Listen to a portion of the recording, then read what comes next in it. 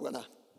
Donc, comment parler de la croix et la façon dont Paul a essayé de comprendre ce qu'elle signifie.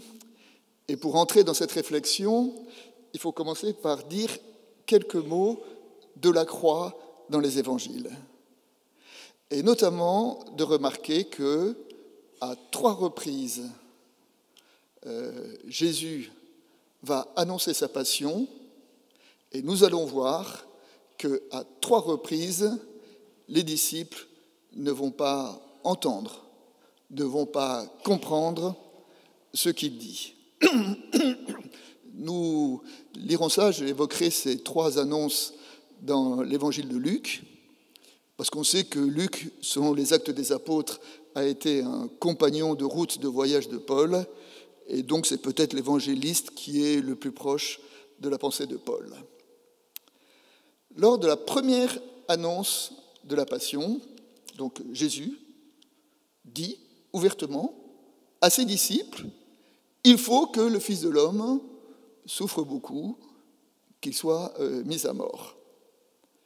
Et cette première annonce est suivie dans les 3 évangiles synoptiques. Le texte qui suit juste la première annonce est le récit de la transfiguration que nous avons médité dans nos calendriers liturgiques dimanche dernier. Et ça permet de dire que c'est au moment où Jésus vient d'annoncer sa passion qu'il est transfiguré. Une façon de dire que la transfiguration vient authentifier ce qu'il dit quand il annonce sa passion. Et d'ailleurs, si nous avions besoin d'un détail, dans l'évangile de Luc, lors de la transfiguration, on dit que Jésus discutait avec Moïse et Élie, et le texte dit ils parlaient ensemble de sa montée à Jérusalem. Et donc le récit de la transfiguration peut être interprété comme étant la validation de l'annonce de la passion. C'est au moment où Jésus annonce sa passion qu'il est élevé. Et là, Pierre dit Seigneur, dressons 3 tentes. Je n'ai pas mes lunettes. Seigneur, dressons 3 tentes, une pour toi, une pour Moïse, une pour Élie. Et le texte dit, Luc précise, il ne savait pas ce qu'il disait. Autrement dit, l'évangéliste dit, Pierre n'a rien compris au film. Parce qu'il pensait que la transfiguration, c'était la montée en gloire de Jésus. Et ça correspondait bien à l'image messianique, l'image de Jésus qu'il en avait. Et il n'a pas compris que ce récit de la transfiguration était la gloire de Jésus, mais la gloire de Jésus qui vient d'annoncer sa passion.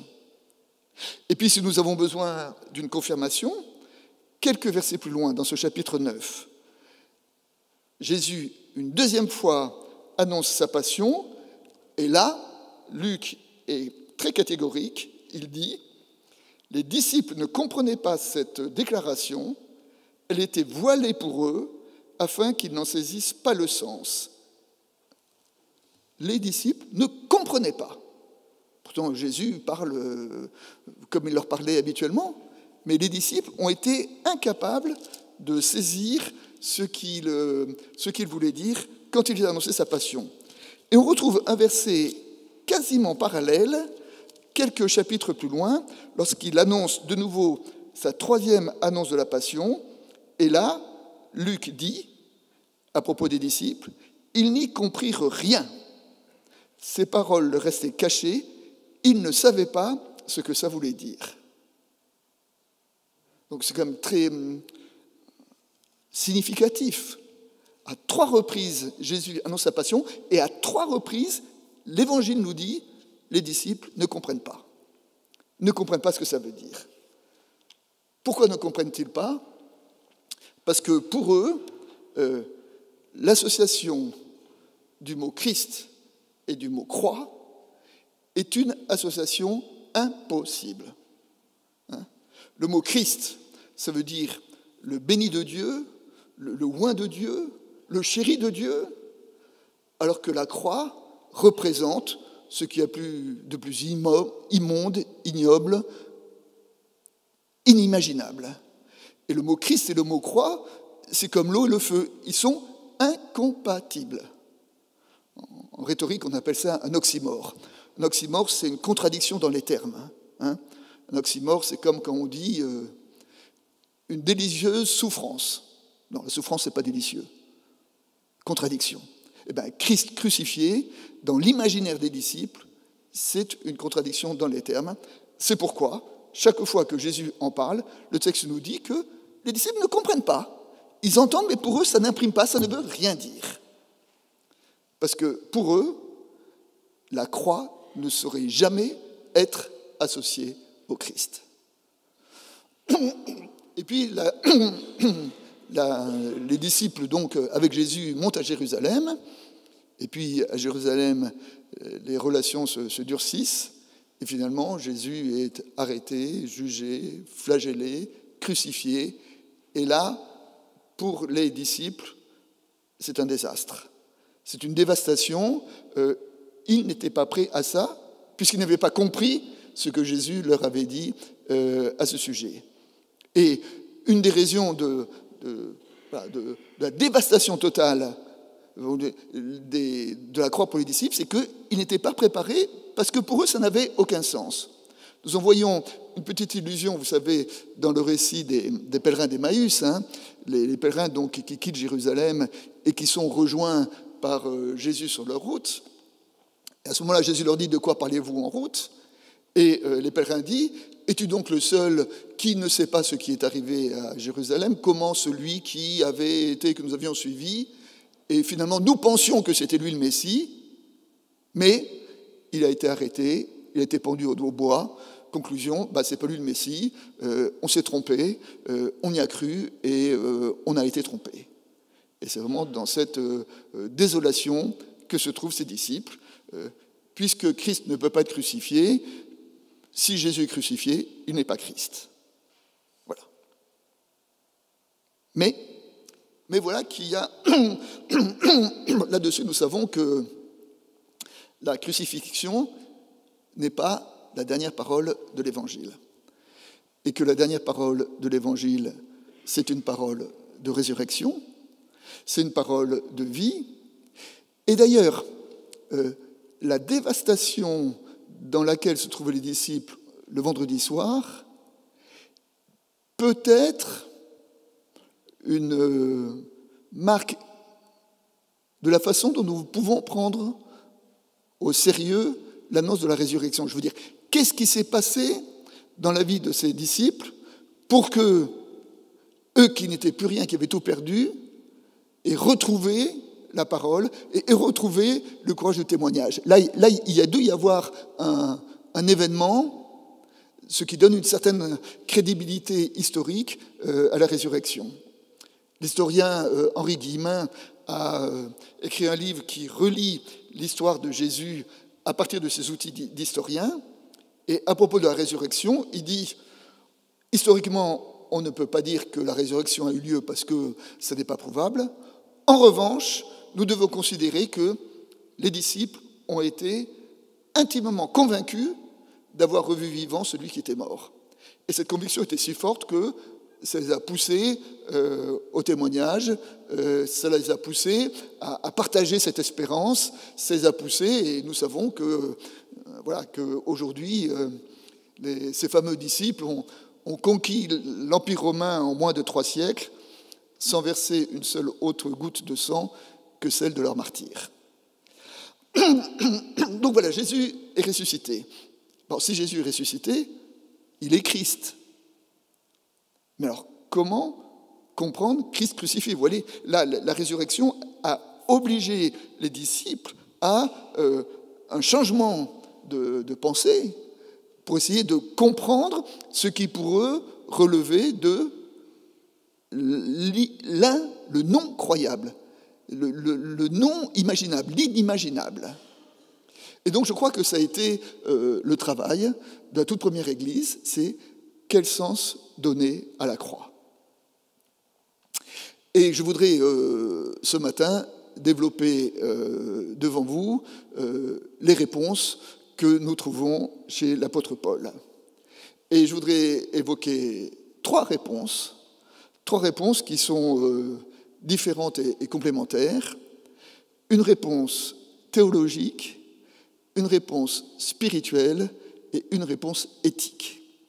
Alors donc je vais relire la croix à l'aide de Paul à partir de ces trois catégories, théologique, spirituelle, éthique. Donc commençons par l'interprétation théologique. Alors, la théologie, c'est la logie, le discours sur Dieu.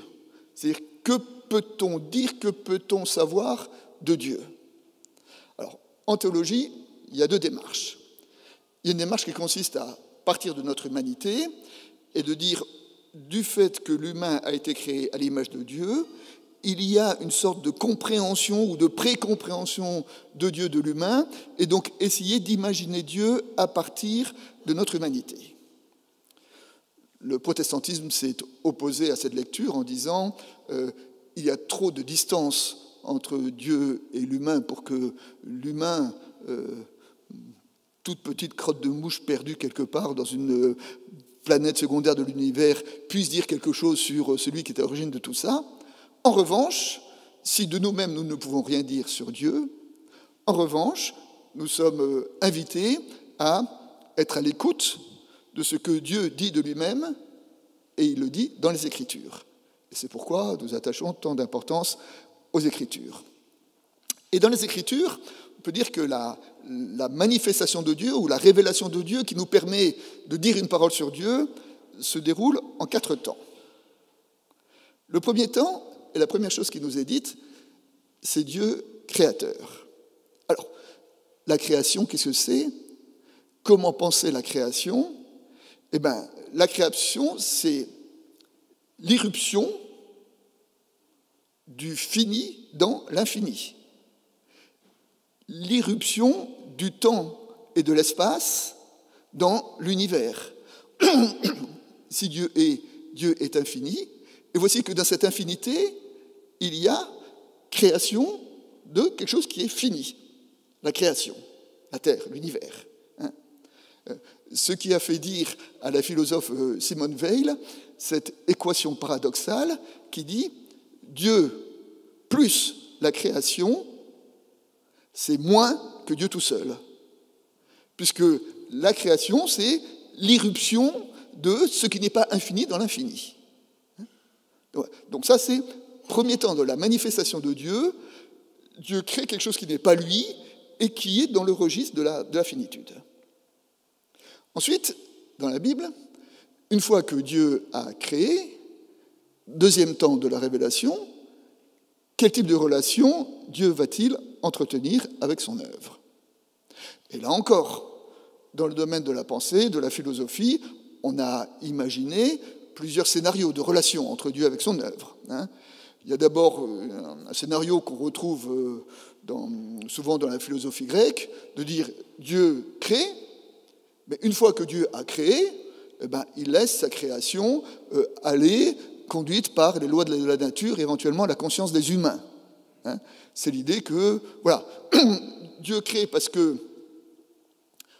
pour qu'il y ait création, il fallait bien qu'il y ait quelque chose qui le crée. Vous savez, Aristote disait chaque effet qui arrive, chaque chose qui arrive a une cause, laquelle cause a une cause, qui a une cause, qui a une cause, qui a une cause, et il dit il y a une cause première qui n'est causée par rien, et cette cause première c'est Dieu, et qui a fait la création, et après la création est conduite par l'enchaînement des causes. Ça c'est une position. La position inverse, c'est la position qu'on appelle le panthéisme, et dans les panthéismes, c'est la position selon laquelle tout ce qui existe est voulu et est marqué par le doigt de Dieu. Dans le panthéisme, Dieu est la récapitulation de tout ce qui existe. À la limite, Dieu se confond avec la nature. Et entre le Dieu absent et le Dieu panthéiste, la Bible présente une position, on peut dire une position moyenne, qui dit que Dieu, après avoir créé, a décidé de faire alliance avec sa création. Et qui dit alliance dit une sorte de collaboration. Il y a la part de Dieu et la part de l'humain. Et les sages ont dit, chacun ne peut pas faire la part de l'autre. C'est que Dieu ne peut pas remplacer les humains ne peuvent pas remplacer Dieu. Et la Bible donc évoque un certain nombre d'alliances. Et dans la Bible, il y a 3 grandes alliances, l'alliance avec Noé, l'alliance avec Abraham, l'alliance avec Moïse. Et les sages ont remarqué que dans ces 3 alliances, il y a une évolution. Et dans cette évolution, il y a toujours la part de Dieu, la part des humains. Et dans ces 3 alliances, la part de l'humain est de plus en plus importante. Dans la première alliance avec Noé, Dieu, après le déluge, fait alliance avec l'ensemble du vivant, dit « plus jamais je ne détruirai la terre », il pose comme signe d'alliance l'arc dans la nuée, et face à cet engagement presque unilatéral de Dieu, il est dit simplement à l'humain qui doit respecter son frère. Tu ne tueras pas. Voilà, première alliance. Deuxième alliance, alliance faite avec Abraham. Dieu dit à Abraham, je te donnerai une terre, une descendance, je fais alliance avec toi, avec ta descendance, mais toi, en échange, tu porteras dans ta chair le signe de cette alliance avec la circoncision. Et la circoncision, on voit toute la richesse symbolique de la circoncision, qui est quelque part l'homme qui renonce à sa toute-puissance viriliste, comme on dit aujourd'hui. Voilà. Donc, tu me laisseras un espace, dit Dieu. Deuxième alliance. Troisième alliance, l'alliance avec Moïse. Dieu dit à Moïse, vous serez mon peuple, je serai votre Dieu. Et en échange, et comme signe de l'alliance, toi, tu obéiras à toute la Torah, à toute la loi. Et ça, j'en dis qu'il n'y avait pas trop de toute une vie pour obéir à la Torah. Vous voyez qu'entre Noé, Abraham et Moïse, on voit l'humain de plus en plus responsable de la création. Les sages ont utilisé une image pour évoquer cela. Ils disent, c'est comme un père qui se promène dans la rue avec son enfant. Quand l'enfant a 3 ans, le père tient l'enfant par la main et il est hors de question que l'enfant lâche la main du père. Quand l'enfant a 6 ans, il peut aller tout seul à la boulangerie, à condition que ce soit sur le même trottoir. Quand l'enfant a 10 ans, il va à l'école tout seul. Quand l'enfant a 14 ans, il prend le train tout seul. Et quand l'enfant a 16 ans, il voyage à l'étranger.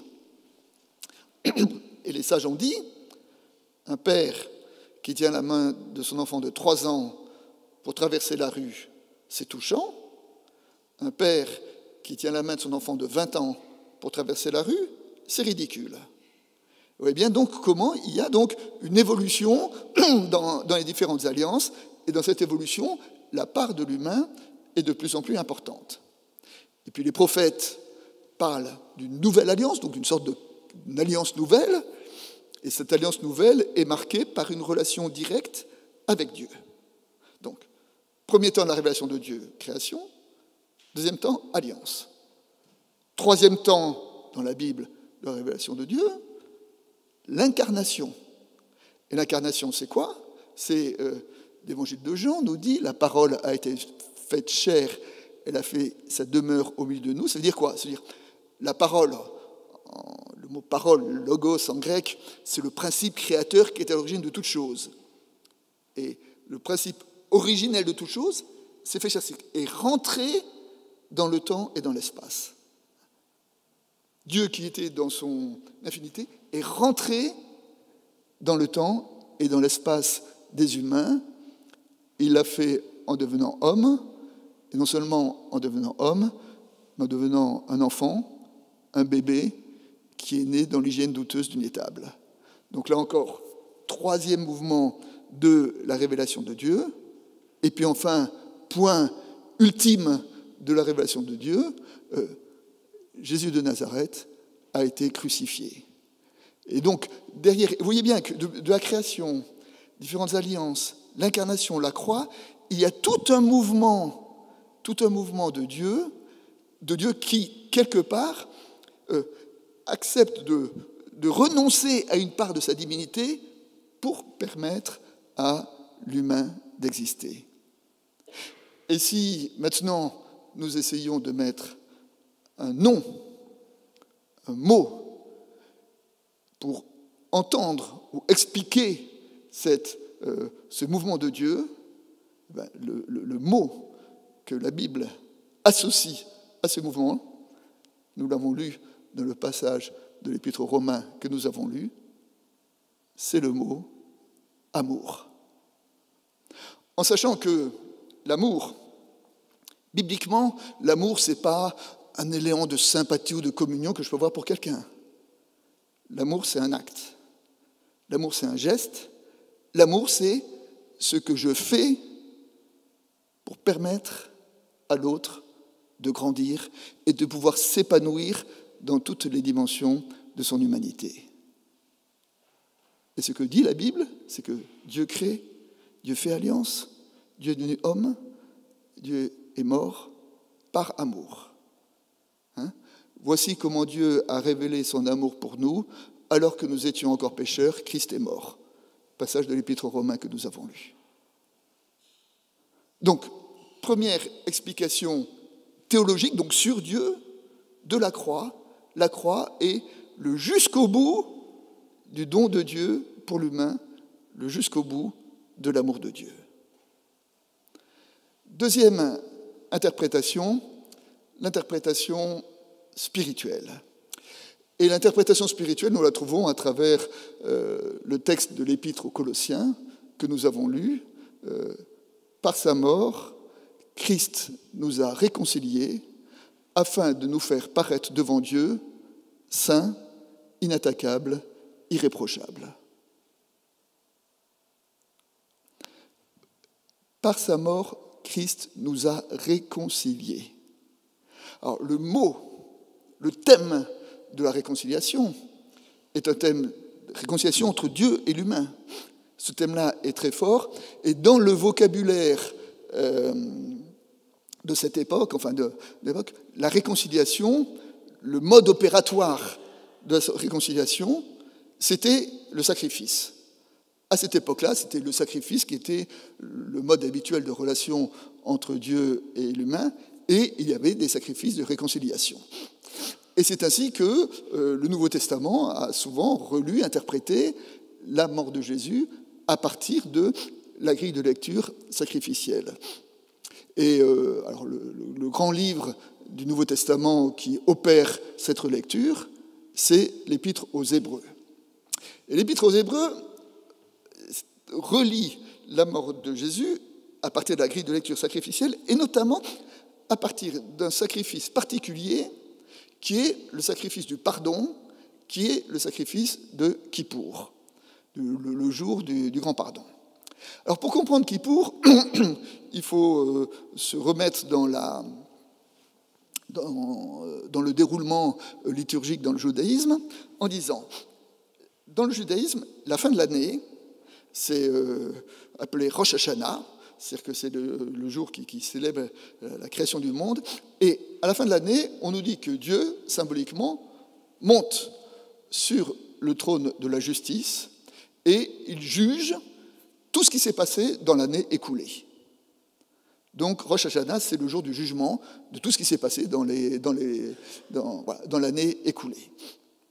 Et puis, ce jour de Rosh Hashanah, comme son du monde, est suivi d'une période de 10 jours, qui sont parfois appelés les 10 jours terribles, et des jours dans lesquels l'humain est appelé à essayer de réparer ce qui a été raté ou mal fait dans l'année passée. Donc, essayer de se réconcilier s'il y a eu des ruptures, essayer de demander pardon s'il y a eu des offenses, essayer de réparer s'il y a eu des brisures, avec son prochain et avec Dieu. Et puis, au bout de la période de 10 jours, arrive le jour de Kippour, où le jour de Kippour, le grand prêtre sacrifie deux béliers, en l'occurrence, et là, symboliquement, on dit que Dieu descend du trône de la justice et monte sur le trône de la miséricorde, sur le trône du pardon. Donc, l'auteur de l'Épître aux Hébreux interprète la mort de Jésus à partir de la grille de lecture du sacrifice de Kippour. Mais, dit-il, pour que le pardon soit complet, il faut que le sacrifice soit parfait. Pour que le sacrifice soit parfait, il faut à la fois que le sacrificateur, celui qui préside le sacrifice, soit en état de sainteté, de pureté, et il faut que l'animal sacrifié soit parfait et sans tache. Et dans la pensée de cette époque-là, comme le sacrifice n'était jamais parfait, il devait être régulièrement renouvelé. Et l'auteur de l'Épître aux Hébreux relie comme ça la mort de Jésus, et de façon assez curieuse, parce qu'il dit que Jésus est à la fois le sacrificateur et le sacrifié. Il est à la fois le grand prêtre et l'agneau qui est sacrifié. Et comme il est parfait en tant que grand prêtre et parfait en tant qu'agneau, alors le sacrifice parfait a été rendu, et donc le sacrifice n'est plus à renouveler puisque le sacrifice parfait a été offert. Et symboliquement, ça veut dire que, à partir de la mort de Jésus, Dieu trône définitivement sur le trône de la miséricorde. Et d'ailleurs, ça c'est curieux, enfin ça c'est intéressant parce que l'auteur de l'Épître aux Hébreux relie la mort de Jésus avec les lunettes sacrificielles, tout en disant que le sacrifice de Jésus correspond à la fin des sacrifices, à la fin de l'économie sacrificielle, puisque le sacrifice parfait a été rendu. Et donc, ce que dit cette interprétation, c'est que Jésus, maintenant, par Jésus, Dieu trône sur le trône de la miséricorde. Par sa mort, Jésus nous a réconciliés, dit l'Épître aux Romains. Pourquoi ? Pour nous faire paraître devant lui saints, sans défaut et sans reproche. Devant Dieu, je suis, tu es saint, sans défaut et sans reproche. Alors, d'un côté, je suis désolé de vous dire que ce n'est pas tout à fait vrai, je ne suis pas un saint et je ne manque ni de défauts ni de reproches. Mais devant Dieu, c'est comme ça que je suis, parce que devant Dieu, je ne suis pas dans toutes les contradictions de mon humanité, mais dans mon Dieu, dans ma relation à Dieu, je suis réconcilié par Jésus-Christ.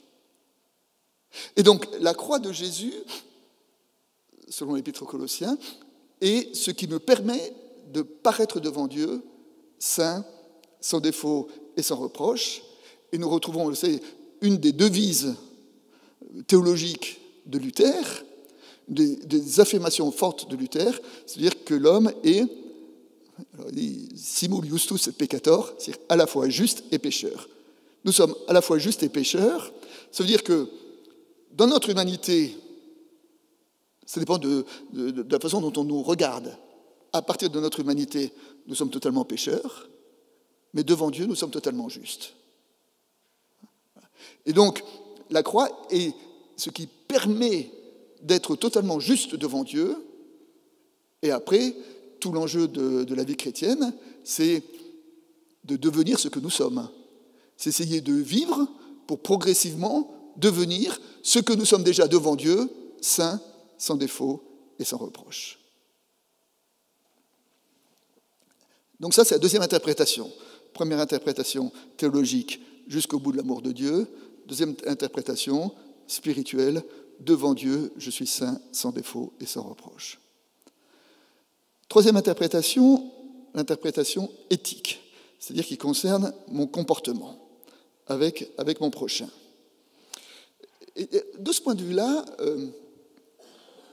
j'ai écrit il y a une dizaine d'années un livre qui s'appelle « Nos racines juives », dans lequel j'essayais de comprendre quel pouvait être le sens pour un chrétien d'être articulé avec le judaïsme.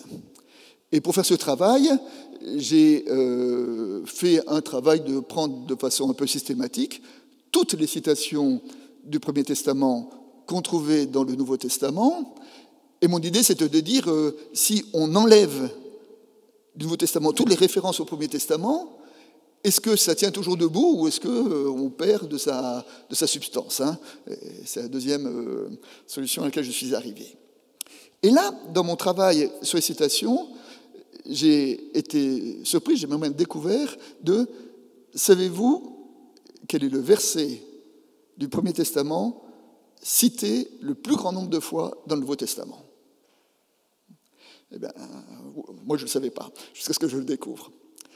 C'est le verset du psaume 118 qui dit « La pierre qu'ont rejetée les bâtisseurs est devenue la pierre d'angle, c'est-à-dire la pierre de fondement. » Et je pense que ce verset-là a été une des réponses qu'a trouvée la première Église à cette énigme de la croix. Enfin, c'est de dire, mais finalement, la croix, qui est le rejet du Christ, n'est pas la marque d'une exclusion, n'est pas la marque d'un non-sens, mais au contraire, c'est le fondement d'une réalité nouvelle. Et c'est ce que dit le troisième texte que nous avons lu, qui est l'épître aux Philippiens, dans lequel, avec cet hymne au Christ, dans lequel il dit « Lui qui était de condition divine », donc lui qui était potentiellement sous forme de Dieu, n'a pas jugé bon d'être égal à Dieu, mais le texte nous dit « Il s'est vidé de lui-même ». Il s'est dépouillé de lui-même, il s'est vidé pour devenir un homme, et un homme prenant une condition de serviteur, mort sur une croix. Et après le texte dit, puisqu'il s'est dépouillé de toute la divinité qui était en lui, alors la fin du texte dit, c'est pourquoi Dieu l'a souverainement élevé et lui a donné le nom qui est au-dessus de tout nom, afin qu'au nom de Jésus, tout genou fléchisse. Parce qu'il s'est vidé lui-même, il a été élevé, ce qui est le mouvement que j'ai pointé tout à l'heure sur annonce de la croix, transfiguration. C'est au moment où Jésus annonce qu'il sera crucifié, qu'il est transfiguré et qu'il est glorifié. Voilà. Et donc derrière ce mouvement-là, il y a, et de ce principe de l'évidement, en termes techniques, en grec on appelle ça la kénose. La kénose, c'est la façon dont on se vide de soi-même pour permettre à l'autre d'être. Et cet évidement a été, pour beaucoup, considéré comme un principe éthique, c'est le principe de comportement avec mon prochain. Notamment le philosophe Emmanuel Lévinas a beaucoup travaillé l'éthique en disant le fondement de l'éthique, c'est la façon dont j'accepte de me retirer pour pouvoir permettre à l'autre d'exister. Et on sait que le fondement du comportement, c'est quelle place je laisse à l'autre différent de moi-même dans mon environnement.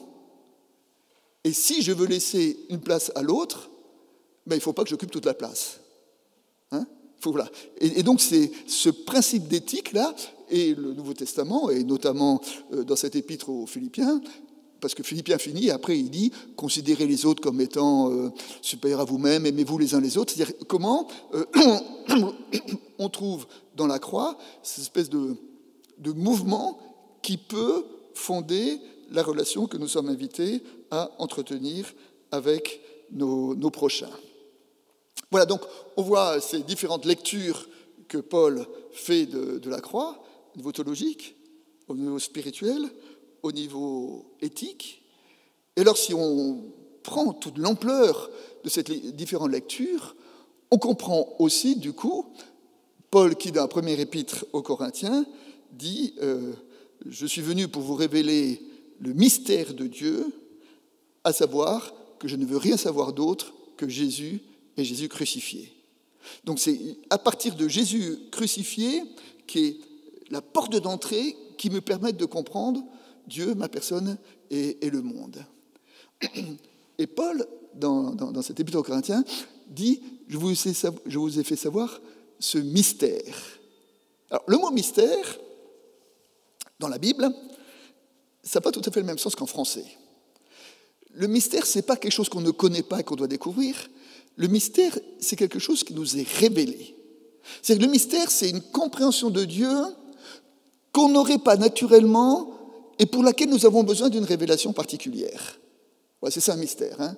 Un sage a dit, la différence entre une énigme et un mystère, c'est qu'une fois qu'une énigme est résolue, elle cesse d'être une énigme, alors qu'une fois que nous entrons dans un mystère, nous avançons toujours plus dans la révélation de Dieu.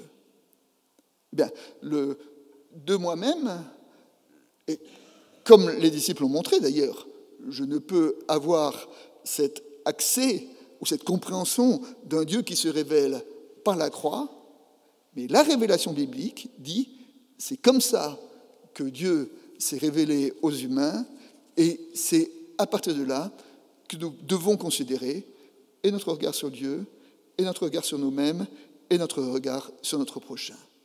Qui est Dieu ?